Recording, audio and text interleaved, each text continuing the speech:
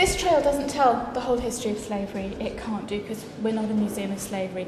But the starting point of this project was a research project where we looked into all our collections.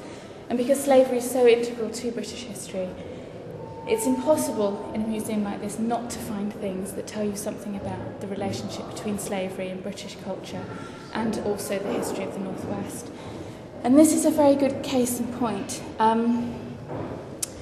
It's a sort of little star object in our collection. It's, very nice quality piece made by Josiah Wedgwood, who you may or may not know was actually one of the most prominent abolitionists in the 18th century.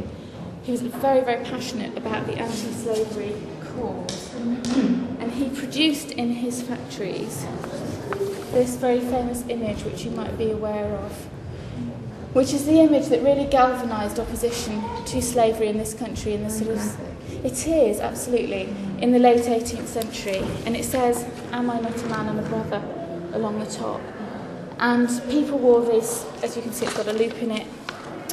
They wore them as necklaces, brooches, bracelets. Men wore them, didn't wear them. Men had them set into their snuff boxes. They were sent over to America. Wedgwood himself sent a whole batch to Benjamin Franklin to encourage the campaign in America as well. It says, "Am I not a man and a brother?" I mean, I'm equal to you, in chains. Exactly.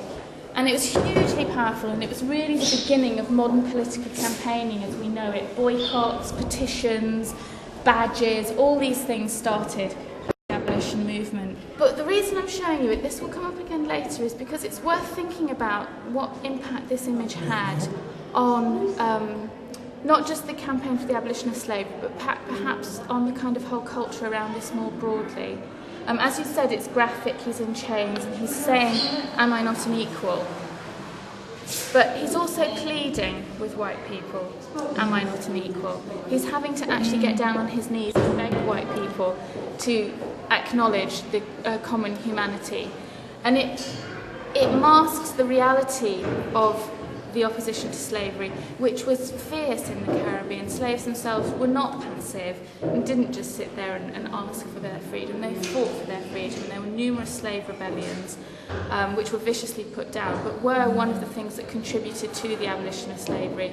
But the sort of mythology of abolition has grown up with this image sort of at the forefront of it being a campaign which was really the British giving it to the slaves.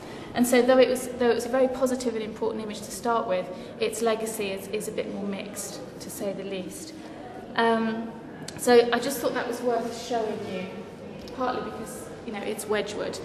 The piece was also owned by John Gladstone, the father of William Gladstone, the Prime Minister.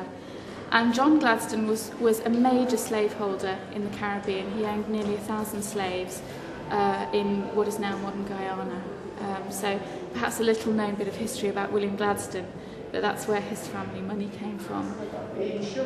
Sugar, yes, Demerara, the area of Guyana called Demerara, which is why we have Demerara sugar.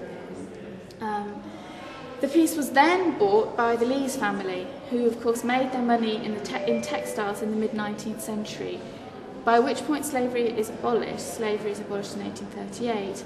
But do you know where the cotton was coming from? The States. Exactly, it was coming from the United States, where it was still grown by slaves until the 1860s, at the end of the American Civil War. So though we had abolished slavery here, we were very happy to benefit from cheap cotton coming from America, still grown by slaves. And then the final link with this object is the most obvious one of all, which is the sugar bowl, which is of course the heart of this whole story. As you just mentioned, sugar is what drove the slave trade. And it's worth remembering that sugar was not a necessity at all. It was a complete luxury, something that people had lived without before, and suddenly felt that they needed, to the extent that they needed to stimulate the demand for the transportation of nearly 3 million slaves in British ships in the 18th and early 19th centuries.